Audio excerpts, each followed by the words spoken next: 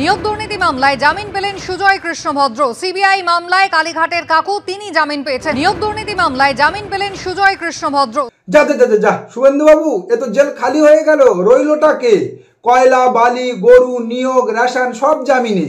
তবে না, আদালত এতটাই কৃপণ নয় যে জেল খালি রেখে দেবে। ঠিক যে মামলায় বর্তমানে আদালত একের পর এক তৃণমূল কংগ্রেসের নেতা মন্ত্রী কর্মীদেরকে জামিন দিচ্ছে, সেই একই মামলায় আবার ভারতীয় জনতা পার্টির নেতা মন্ত্রীদেরকে ভরে নিচ্ছে, ব্যালেন্স করছে। যেমন গতকালকের গরু পাচার মামলায় ভারতীয় জনতা পার্টির বনগাঁর ৭৭ নম্বর বুথ সভাপতিকে তুলে নিয়েছে। আবার আজকের খড়িবাড়ি ভুয়ো রাশন কার্ড চক্রের কর্ণধার ভারতীয় জনতা পার্টির কর্মাধ্যক্ষ, ব্লক কর্মাধ্যক্ষকে গ্যারেজ করেছে। এবং শুভেন্দুবাবুর লাভ জেহাদি হাওড়ার যুবকর্মী অনুপ্রবেশ করানোর অপরাধে আজ গ্যারেজ হয়েছে। সুতরাং সবটাই দেখাবো, নো তাড়াহুড়ো। নমস্কার, আমি বাবুসোনা, আপনারা দেখছেন চ্যানেল রাজকার্য। তো প্রথমে আসি সুজয় কৃষ্ণ ভদ্রের কথায়। আগে তিনি ইডির মামলায় জামিন পেয়েছিলেন, আজকের সিবিআইয়ের মামলায় জামিন পেলেন, অর্থাৎ তিনি আজ জেল মুক্ত হলেন। কিন্তু মাত্র কদিন আগে পর্যন্ত এই ইডি, এই সিবিআই, এই সুজয় কৃষ্ণের ভদ্রের কণ্ঠস্বর পরীক্ষা করে করে তাকে বীরেন্দ্র কৃষ্ণ ভদ্রের থেকে পপুলার করে ছেড়ে দিয়েছে। লাভ কি হয়েছে? কান টেনেছে, মাথা পড়বে, ঢাকি সহ বিসর্জন হবে, বিরোধী দলনেতার উচ্চিংড়ির লম্পঝম্প আর অতৃপ্ত আত্মাদের নিউজ চ্যানেলের আস্ফালন ছাড়া এই বাংলার মানুষ এই সুজয় কৃষ্ণ ভদ্রের গ্রেপ্তারিতে কি পেয়েছে, কি দেখতে পেয়েছে? কয়লা, বালি, গরু ইত্যাদি প্রভৃতি মামলায় এতদিন ইডি সিবিআই যে এত শত গ্রেপ্তার করলো এবং লাইভ স্ট্রিমিং করে তা বাংলার জনগণকে দেখালো, তাদের মধ্যে কতজনকে অভিযুক্ত প্রমাণ করতে পেরেছে? কতজনের বিরুদ্ধে চার্জশিট দিতে পেরেছে? না, একজনেরও পারেনি, একজনকেও অভিযুক্ত প্রমাণ করতে পারেনি। কিন্তু যেটা পেরেছে সেটা পারসেপশন তৈরি করতে, যা ছিল এই পশ্চিমবাংলায় ভারতীয় জনতা পার্টির রাজনৈতিক জমি তৈরি করার জন্য খুব আবশ্যক, খুব প্রয়োজনীয়।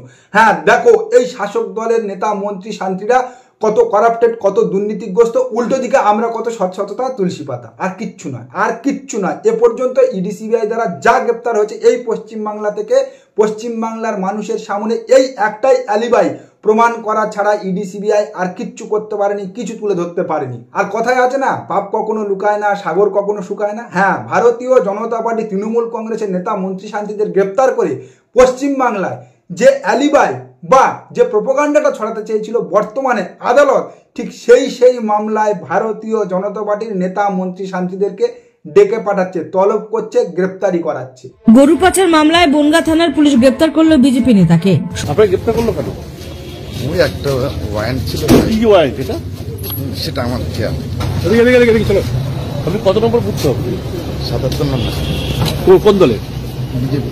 হ্যাঁ, হ্যাঁ, ইনি প্রশান্ত মহালদার, ভারতীয় জনতা পার্টির বনগাঁর ৭৭ নম্বর বুথ সভাপতি, যাকে গতকাল পুলিশ আদালতের নির্দেশে গরু পাচার মামলায় গ্রেপ্তার করেছে। না, এই পর্যন্ত পরিচয় দিয়ে থেমে গেলে হবে না, এর থেকেও বড় পরিচয় হচ্ছে উনি শুভেন্দু ঘনিষ্ঠ, শুভেন্দু আশীর্বাদ ধন্য। শুভেন্দু বাবুর সঙ্গে ওনার অন্তরঙ্গ যোগাযোগ রয়েছে। ইচ্ছাকৃতভাবে আজ সেই প্রমাণটা আপনাদের সামনে আমি তুলে ধরছি না। ভারতীয় জনতা পার্টি ও শুভেন্দু বাবুকে চ্যালেঞ্জ ছুটছি, ভারতীয় জনতা পার্টি শুভেন্দু বাবু বা অন্তত চুনোপুটি ল্যাংটো ফ্যাংটো নেতারা দম থাকলে একবার বলে দেখা যে শুভেন্দু অধিকারীর সঙ্গে এনার ওতপ্রোত বা ঘনিষ্ঠ সম্পর্ক নেই, তাহলে বাকি কাপড়টা কালকের প্রতিবেদনে খুলে দেবো। আরে বাপ রে, ये तो धोती खोल रहा है। আর ঠিক সেই জায়গা থেকে অনুব্রত মণ্ডল যখন গরু পাচার মামলায় গ্রেপ্তার হয়েছিল, তখন এই শুভেন্দু অধিকারী এই রাজ্যের বিরোধী দলনেতা বলেছিল কেষ্ট মমতা ব্যানার্জির আশীর্বাদ ধন্য, তাই এই কেষ্টের গরু পাচারের সঙ্গে মমতা ব্যানার্জিও জড়িত, মমতা ব্যানার্জিকে অবিলম্বে পদত্যাগ করা উচিত। আর আজকের যে পরিতোষ মামলার সেই গরু পাচার মামলায় গ্রেপ্তার হলো, সেও তো আপনার আশীর্বাদ ধন্য, আপনার ঘনিষ্ঠ। তাহলে কি আপনি গরু পাচারের সঙ্গে যুক্ত? আপনি কি এই নৈতিক দায় নিয়ে পদত্যাগ করবেন? কোন বর্ডার দিয়ে আসছে? কোন বর্ডার দিয়ে আসছে? কোন বর্ডার থেকে এসছো? বাংলাদেশি এক নাবালিকাকে বিয়ে করে অবৈধভাবে ভারতে প্রবেশ করানোর অভিযোগে গ্রেপ্তার হলেন হাবড়ার অন্তর্গত কুমড়া গ্রাম পঞ্চায়েতের টুনিঘাটা এলাকার বাসিন্দা বিজেপি কর্মী বিশ্বজিৎ বাগচি। শুভেন্দুবাবু, গত 6 মাস ধরে আপনি গলার শিরা ফুলিয়ে বলে যাচ্ছেন বাংলাদেশ থেকে মুসলমানরা অনুপ্রবেশ করে এই পশ্চিমবাংলাতে এসে লাভ জিহাদ করছে, হিন্দু মেয়েদের পটিয়ে বিয়ে করছে, ডেমোগ্রাফি বদলে দিচ্ছে। আর আজকের আপনার দলের হাওড়ার যুবকর্মী বাংলাদেশি একজন নাবালিকাকে পটিয়ে নিয়ে এসছে। আশা করি তার সম্পর্কেও আপনি দু কথা সংবাদ মাধ্যমকে বলবেন, যদি আপনার গায়ে মানুষের চামড়া থাকে বা মেরুদণ্ডটা একটু হলেও সোজা হয়ে থাকে। আপনার বাবা দিল্লিতে জামাই যত্নে শেখ হাসিনাকে পুষে রেখেছে, আপনার বাবা খালেদা জিয়ার অসুস্থতায় সুস্থতা কামনা করছে, আরোগ্য কামনা করছে। আর আপনি এই পশ্চিমবাংলায় রোহিঙ্গা অনুপ্রবেশকারী লাভ জিহাদের গল্প শোনাচ্ছেন। বাংলাদেশের আওয়ামী লীগ ভালো, বিএনপি ভালো, তাদের হিন্দু সমর্থকরা ভালো, গন্ধ কেবল মুসলমানে। সেই মুসলমানরা এসে এই পশ্চিমবাংলায় ডেমোগ্রাফি বদলে দিচ্ছে আপনাদের তত্ত্বে, তাই এসআইআর করে তাদেরকে পুশব্যাক করো না। আপনাদের এর পিছনে যে চক্রান্তটা ছিল, যে এই পশ্চিমবাংলার বাংলাভাষী মুসলমানদেরকে সন্দেহের তকমা লাগিয়ে দিয়ে এসআইআরের নাম করে বাংলাদেশে পুশব্যাক করে ক্ষমতা দখল করা, সে চক্রান্তে, সে গেম প্ল্যানে তো অলরেডি এই পশ্চিমবাংলার মানুষ বস্তা বস্তা গামাক্সিন ঢেলে দিয়েছে। হ্যাঁ, এসআইআর তো আপনাদের ব্যাকফায়ার করেছে, যে কারণে আপনারা এখন দিল্লি ছুটে যাচ্ছেন অমিত শাহর পায়ে ধরতে আর জ্ঞানী জ্ঞানেশ কুমারের তেল মাখাতে। এসআইআর করে বিজেপি আরো গেছে, যেটুকু ছিল সেটুকু গেছে, আরো যাবে। ওদের শূন্য করে দিন, ওদের ভাড়ার শূন্য করে দিন। শুভেন্দুবাবু, এটা বাংলা, আর এই বাংলার বাঙালিরা আপনাদের গোবলীয় গোবর ভরা মগজের ছড়ি ঘোরানোটা বিগত দিনে যেমন প্রশ্রয় দেয়নি, তেমন বর্তমানেও দিচ্ছে না। সেই কারণে আপনাদের এসআইআর ব্যাকফায়ার করেছে, মুখ থুবড়ে পড়েছে। আর যখন আপনারা দেখলেন এসআইআর ব্যাকফায়ার করেছে, মুখ থুবড়ে পড়েছে, তখন 2026 বিধানসভা নির্বাচনের আগে আপনাদের শেষ অস্ত্র, মারণ অস্ত্র, দাঙ্গার রাজনীতি, হিন্দু মুসলমান খেলা এই বাংলায় প্রমোট করার জন্য, এই বাংলায় নামানোর জন্য গর্দভ হুমায়ুন কবিরকে অ্যাডাপ্ট করতে শেষমেশ মহারাষ্ট্রের এনসিপি প্রফুল্ল প্যাটেলকে মাঠে নামিয়েছে। এই যে দল করবেন, সেটা কাউকে রাজ্যে কারোর সঙ্গে সহযোগিতা নিয়ে এককভাবেই লড়বেন? আমার কাছে সরাসরি মহারাষ্ট্রের কোনো একটা দলের, যিনি মহারাষ্ট্র সরকারের ডেপুটি সিএম আছে এবং সে রাজ্যসভার মেম্বার প্রফুল্ল প্যাটেল, তারা আমাকে সরাসরি বলেছে। মহারাষ্ট্রের উপমুখ্যমন্ত্রী এনসিপি অজিত পাওয়ার, যাকে খোদ প্রধানমন্ত্রী বলেছিল চাক্কি পিসিং পিসিং অ্যান্ড পিসিং, সেই অজিত পাওয়ারের এনসিপি রাজ্যসভার সাংসদ প্রফুল্ল প্যাটেলকে দিয়ে ভারতীয় জনতা পার্টি ঘুরপথে পিছনের দরজা দিয়ে এই হুমায়ুন কবিরকে মাঠে নামিয়ে বাবরি মসজিদের ভিত্তিপ্রস্তর স্থাপন করে এবং আগামী 2026 বিধানসভা নির্বাচনে 135 আসনে প্রার্থী দিয়ে ভোট কাটার প্ল্যান সাজিয়েছে। মশাই সেগুড়ে বালি। কারণ এই পশ্চিমবাংলায় বিগত দিনেও মুসলমানদের দল ছিল, বর্তমানেও আইএসএফ আছে, কিন্তু তারা এই পশ্চিমবাংলার মুসলমান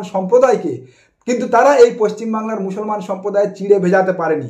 যেখানে কিন্তু তারা এখনো পর্যন্ত এই পশ্চিমবাংলার মুসলমানদের চিড়ে ভেজাতে পারেনি। যেখানে খোদ পীর পরিবারের সদস্য আইএসএফ দল খুলে একটা নির্বাচনের পর মুক্ত উড়ে পড়েছে, একটা নির্বাচনের পর তার খুঁজে পাওয়া যাচ্ছে না। আগামী 2026 বিধানসভা নির্বাচনে কত % ভোট পাবে তার হয়তো খোদ হিসাব তারা নিজেরা জানে না। সেই জায়গায় এই অলরেডি এক্সপোজ হয়ে যাওয়া লোভী গণ্ডমূর্খ হুমায়ুনকে দিয়ে আপনারা বাংলার মুসলমানদের চিড়ে ভেজাতে চাইছেন, বাংলার মুসলমানদের ভোট কাটতে চাইছেন। হুমায়ুন কবির যে কেবলমাত্র তার নিজের রাজনৈতিক স্বার্থ সিদ্ধি করার জন্য, রাজনৈতিক স্বার্থ চরিতার্থ করার জন্য ধর্মকে আশ্রয় নিয়েছে এবং সেকুলার রাজনীতির নামে মৌলবাদী রাজনীতি করতে চাইছে এই পশ্চিমবাংলার মাটিতে, তা কি পশ্চিমবাংলার হিন্দু মুসলমানের বুঝতে বাকি? এতে আখেরে তৃণমূল কংগ্রেসেরই লাভ হবে। কারণ এতদিন আপনারা বাংলার মানুষকে বারবার ওই গোয়েবেল থিওরির মতো আউড়ে মমতা বন্দ্যোপাধ্যায় যে মুসলিম তোষণকারী বলে যে পাহাড়টা তৈরি করে দিতে পেরেছেন, বর্তমানে এই হুমায়ুন কবির তো মমতা বন্দ্যোপাধ্যায়কে হিন্দু তোষণকারী বলে মাঠ কাঁপাতে শুরু করেছে। মমতা বন্দ্যোপাধ্যায় এই মন্দির করছে, ওই মন্দির করছে, সেই মন্দির করছে, মুসলমানদের জন্য কি করছে বলে হুমায়ুন কবির যে গলা ফাটাচ্ছে, তাতে করে তো ওই মমতা বন্দ্যোপাধ্যায়ের ঘাড়ে চেপে বসা মুসলিম তোষণকারী তকমাটা কিছুটা হলেও হালকা হবে বা হালকা হচ্ছে।